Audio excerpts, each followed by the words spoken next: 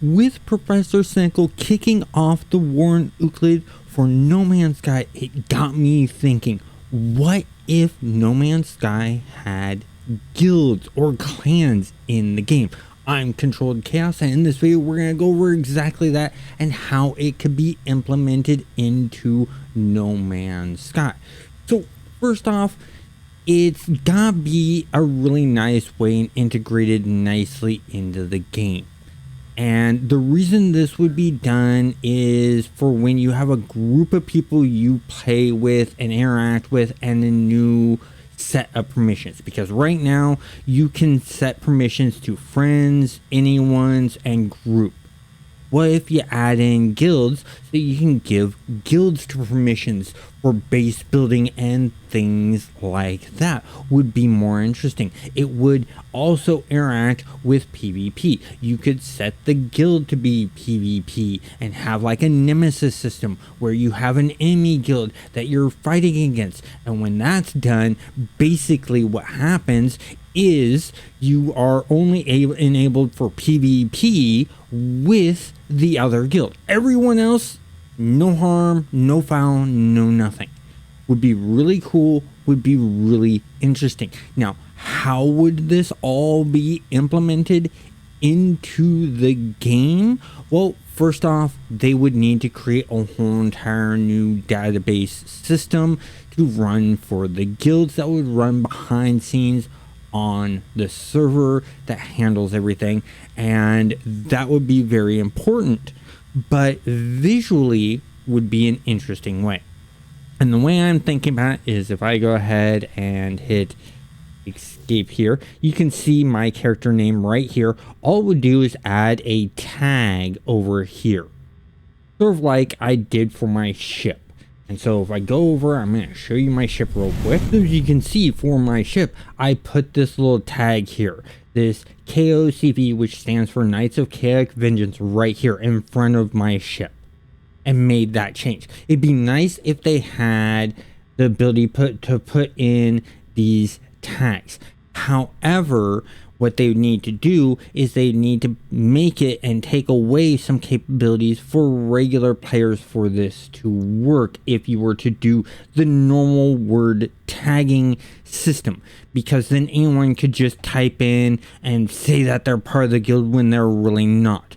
So some loss would happen there. I think that there is a better idea in doing that.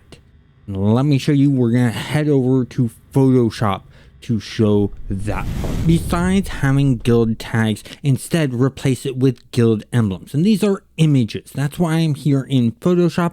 I'm thinking it could be a 2 to 3 layered systems so that you're not just choosing one emblem and everyone, good chunk gets that. But by doing a layered system, you're able to choose and customize. So for instance, I'm going to go over here to base shapes, and I'm going to change this to, let's say we do this tool, drag this out for a circle. We'll do a really good size circle. I'm going to take it, move it up to here and center it as best as I can. I don't have guides up, so I'm going by eye. That looks about right. And then I can go ahead and just go in here and I can change the color. So let's say I want the background to be a red, and you can change the color. Okay, so you got that basic circle. Then you go to the next layer and we choose something else. So we're going to choose some shapes now. So I'm going to go over here, go to shapes, go here, and we can do a bunch of different stuff for shapes, as you can see here. So we could do something like, would look good for a secondary background. We'll do this. Shift this out here,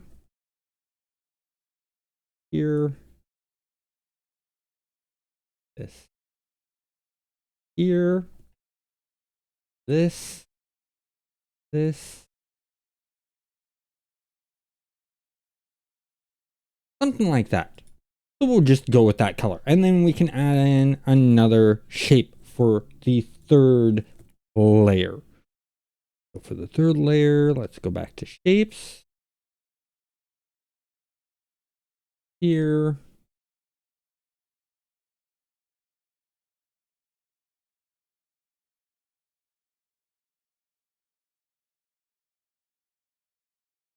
Something.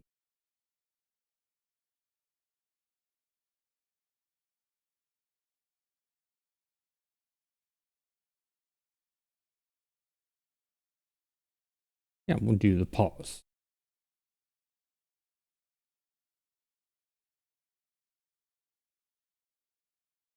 Do that, and I'm going to rotate it real quick. Form. Get it. So. There. Get a bit bigger.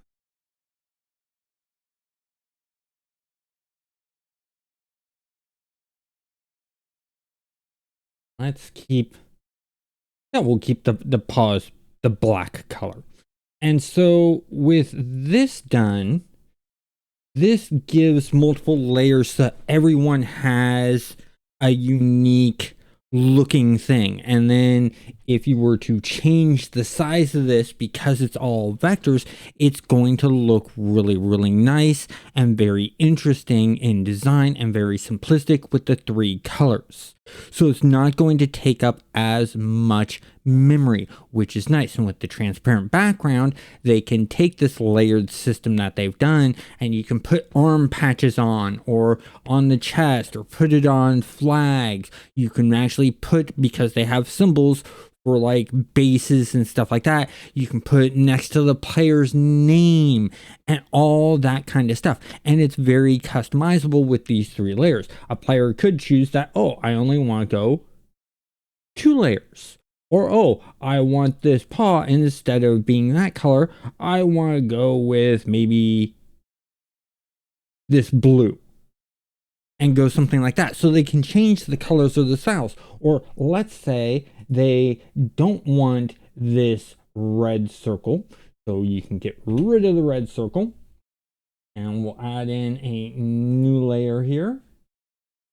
And we'll go into shapes one more. Choose a new shape here. And let's say they're like, oh, I want to do more of a shield.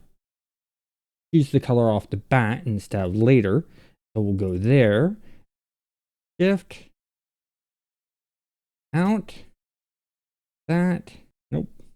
Undo that. So move to. This up to here.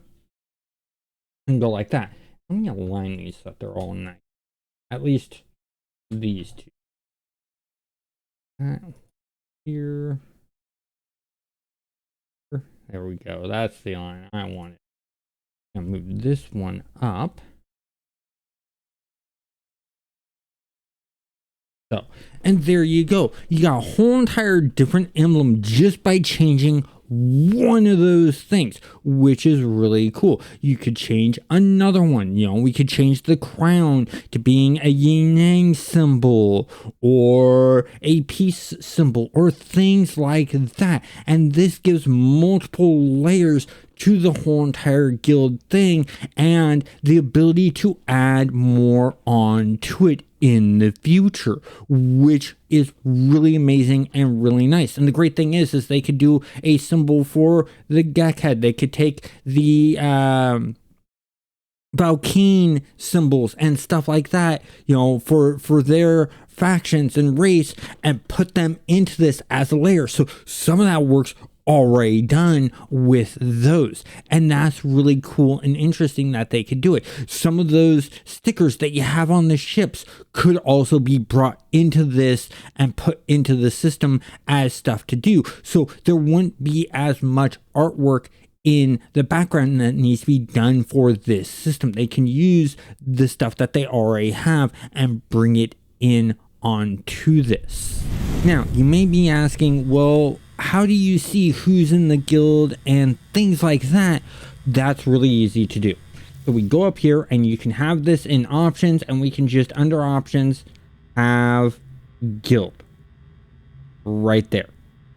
Another thing that could be done is up here where we have our discoveries, our categories, guides, logs, stuff like that. We could have a social added onto this, and it wouldn't extend it that much. There's plenty of room up here to be able to do that adjustments. And in socials, you can have guilds, and on top of that, if we go into networks, you can take your group stuff and your friends list and add it into the social area, so you can see the list of who you're grouped in with, even though it already shows on the side of the interface in the main interface. But you would also have the access to friends in that, and I think that would really add on to it. But how would guilds be created? For that, I say that needs to happen on the Anomaly, because the Anomaly is the multiplayer hub. But let's head up there now so I can explain how that would look. Now that we're on the Anomaly, let me show you where I would place a guild envoy type person or guild registrar that would happen. So over here we have where the expeditions are done, but over on this side there's nothing really here. So you could put something in the corner, you could put some kind of stall, and there'd be maybe some remodeling work that would need to be done over here. But there's another really good spot to put in the stall for the guild register, and that's basically we go up on this left side here, or right side I mean, and we go over here to this little overlook, and there's plenty of space up here. So if you basically just put a little desk here with the envoy, and this, you could leave this very open and stuff like that, because if you go over here, you have these guys in these little kiosks here. You have a couple guys over here just sort of hanging out. You have this little guy over here in this kiosk. You have back here, you have the chef, then you have your egg synthesizer, and then you have your customization. So having it over in this area would be a really good spot to have, and it's back and tucked away, and it would give enough room so that players could hang out up here and stuff like that. Maybe even decorate this a bit more with maybe some chairs and things like that. Would be very interesting to have in this, and I think would look really cool to add in guilds, because it's an option. It gives players another options, and there's multiple benefits to it. As I mentioned, you're able to add in a new way of telling who's allowed to modify what, whether it be bases, access to vehicles, and things like that, along with being able to do guild wars and conflicts, adding another style of PvP to the game. That'd be something different and fresh to the game. This would predominantly be very code heavy, with it having some light on the art aspect, which is a great thing for the game, because the main bulk of what makes games bigger and bigger in the size, you know, into the gigabytes and stuff like that, is the artwork. The code is very small for games compared to the artwork. So by doing what I represented for the emblems for guilds, which I think is the better direction to go, I think would work out great. But comment down below, let me know what you think of this idea. Have a great day.